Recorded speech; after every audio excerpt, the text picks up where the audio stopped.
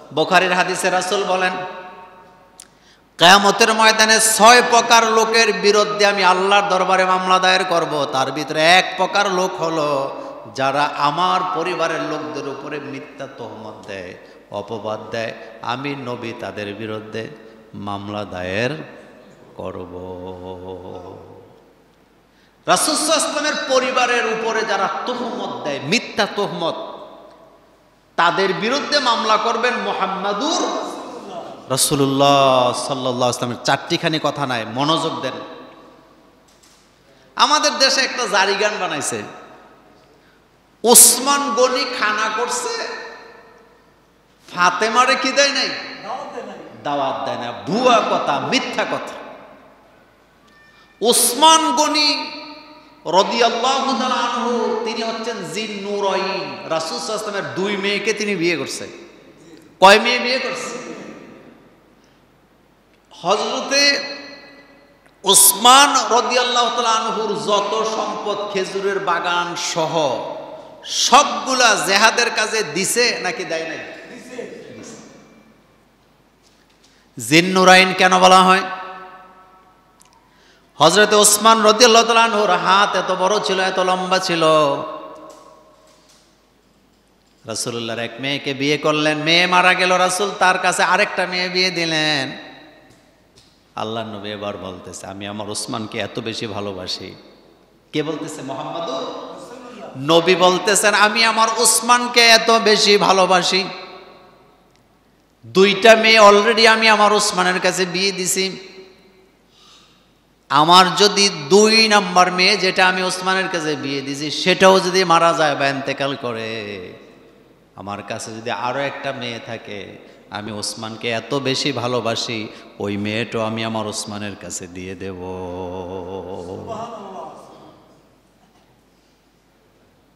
আমাদের দেশে যারা আত্মীয়তা করে, বড় ভাইয়ের কাছে মেয়ে বিয়ে দিছে বড়টা, কিন্তু ছোট ভাইয়ের জন্য যখন ছোট বোন চায়, দিতে চায় না, বলে একটা দিয়েই কি হয়েছে? কথা কম না কেন? একটা দিয়েই কি হয়েছে? শিক্ষা হয়েছে, বুঝ হয়েছে, আর দরকার নাই। কিন্তু মহামানব আখিরি জামানার পয়গম্বর মুহাম্মদ সাল্লাল্লাহু আলাইহি ওয়াসাল্লাম বলতেছেন, আমি আমার ওসমানকে এত ভালোবাসি, একটা বিয়ে দিছে, ওইটা মারা গেছে, আরেকটা দিছি, যদি এটাও মারা যায়, আরেকটা থাকলে আমি ওই মেয়েটাও ওসমানের কাছে বিয়ে দিয়ে দিতাম।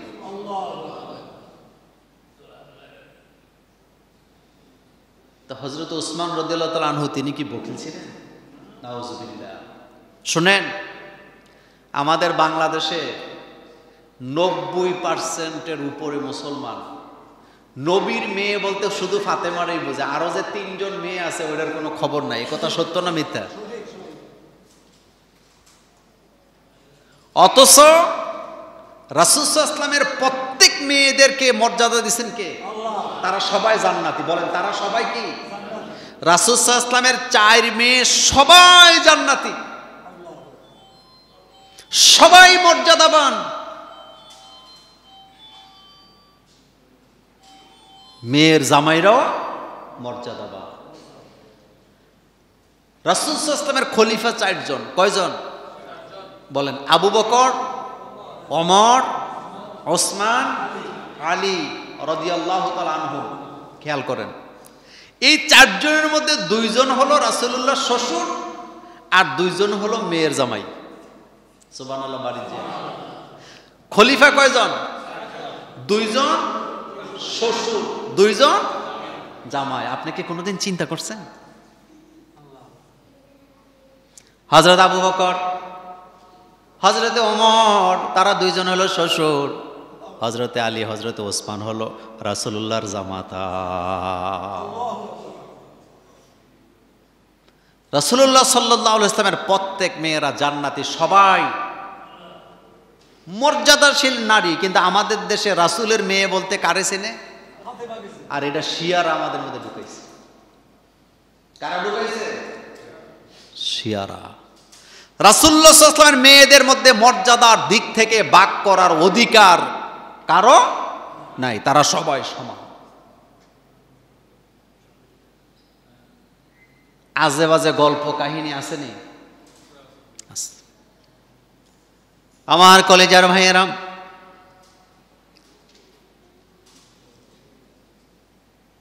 হযরতে হাসান হুসাইন তখন ছোট, রাসূলুল্লাহ সাল্লাল্লাহু আলাইহি ওয়াসাল্লামের কাছে যায়, বলতেছে, রাসূল গো চলো তোমার কাঁধের উপরে চড়ব। ও নানা, তোমার কাঁধের উপরে চড়ব। পৃথিবীতে নানা দাদা যত বড় মর্যাদার আসনে বসা থাকুক না কেন, নাতি নাতনিদের কাছে তার ১.৫ পয়সার কথা কন না কেন। আপনি যত বড় পীর হন, যত বড় নেতা হন, আপনি নাতি নাতনিদের কাছে আপনি দাদা দাদি, কথা ঠিক কি না? আপনি আপনার নাতি নাতনিদের কাছে নানা নানি, আলাদা কিছু নাই। বিশ্ব নবী রহমাতুল্লিল আলামিন, যার গায়ের মধ্যে মশা মাছি বসারও পারমিশন, সেই রাসূলকে হাসান হুসাইন বলতেছে, না না তুমি ঘোড়া হয়ে যাও, আমরা ঘোড়া চড়ব। বিশ্ব নবী রহমাতুল্লিল আলামিন তিনি ঘোড়ার মতো মসজিদে নববীর বারান্দার মধ্যে, হাসান হুসাইন রাসূলুল্লাহর 2 কাঁধে, রাসূল মসজিদে নববীর বারান্দায় একবার এই মাথায় যায় আর একবার ওই মাথাতে যায়। হযরত আবু বকর সিদ্দিক রাদিয়াল্লাহু তাআলা আনহু দরজায় দাঁড়ায় দাঁড়ায় তাকায় আছেন, মুস্কি মুস্কি হাসতেছেন। রাসূলকে, আবু বকর হাসো কেন? আবু বকর বলতেছে, রাসূল গো আমি হাসতেছি, আমি দেখতেছি মদিনার মসজিদে নববীর বারান্দার ঘোড়াটা কত দামি, ঘোড়াটা কত দামি।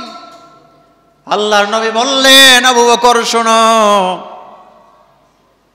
শুধু ঘোড়াটার দিকে তাকাইছ, ঘোড়ার কাঁধের উপরে তাকায় দেখো, ঘোড়ার কাঁধের উপরে 2 জন শহীদ বসা। কয়জন শহীদ? রাসূল সাল্লাল্লাহু আলাইহি ওয়াসাল্লাম ইঙ্গিত দিয়ে গেছে হাসান হোসেন যে শহীদ হবে।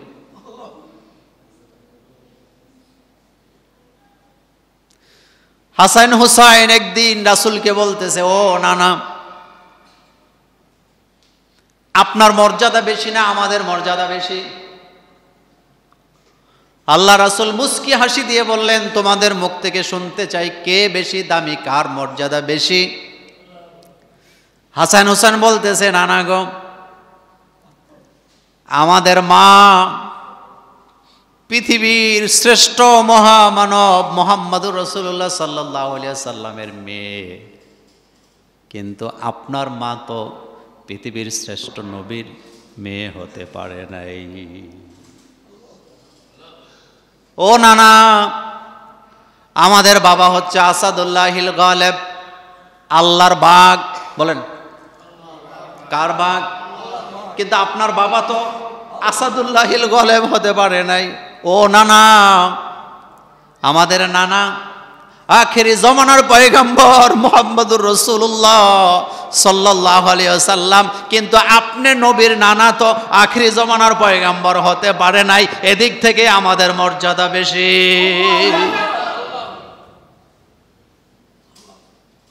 নবী পরিবার, কার পরিবার? ফজরের নামাজের পর হযরত আলী রাদিয়াল্লাহু তাআলা আনহু রাসূলুল্লাহকে দেখতে আসতেন প্রতিদিন, কিন্তু যেদিন আলী আসতে পারতেন না আল্লাহর নবী, সেদিন আসরের নামাজ পড়ে খালি পেয়ে হেঁটে হেঁটে মেয়ের বাড়িতে চলে যেতেন। মসজিদে নববী থেকে হযরত ফাতেমা রাদিয়াল্লাহু আনহার ঘর কিন্তু বেশি দূরে না, কিন্তু রাসূল সাল্লাল্লাহু আলাইহি ওয়াসাল্লাম প্রতিদিন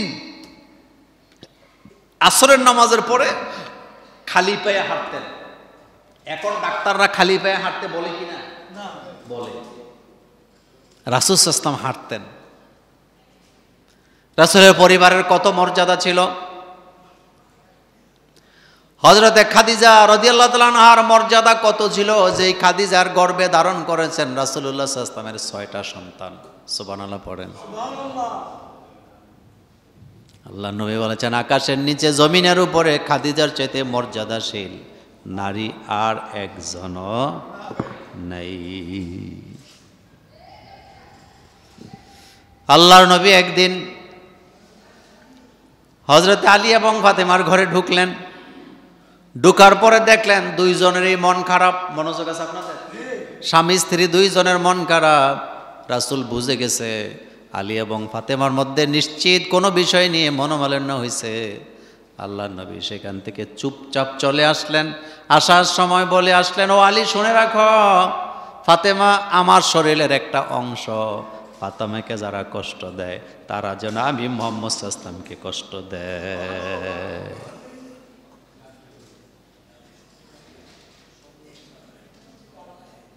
আপনার মেয়েকে কষ্ট দিলে আপনার কাছে যেমন কষ্ট লাগে, আপনার মাথায়ও থাকা উচিত আরেকজনের মেয়েকে কষ্ট দিলেও তার বাপের কাছে এমন কি লাগে?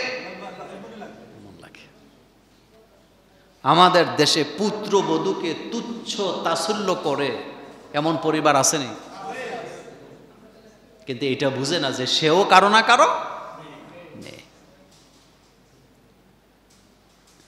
রাসূল করিম সাল্লাল্লাহু আলাইহি ওয়াসাল্লাম একদিন হযরতে ফাতেমার ঘরে গেছে। হযরতে ফাতেমার ঘরে যাওয়ার পরে রাসূলুল্লাহ সাল্লাল্লাহু আলাইহি ওয়াসাল্লাম দেখলেন হযরতে আলী ঘরে নাই। ফাতেমা বললেন, বাবা গো, আলী তো ঘরে নাই, রাগ করে বাইরে চলে গেছে। আল্লাহর নবী যায় এক জায়গায় যায় দেখলেন খালি গায়ে হযরতে আলী বালির উপরে শুয়ে আছে। আল্লাহর নবী সেখান থেকে কথার মাধ্যমে ভালোবাসা দিয়া হযরতে আলীকে হাসায়া তারপরে ঘরের ভিতরে নিয়ে দিয়ে আসলেন।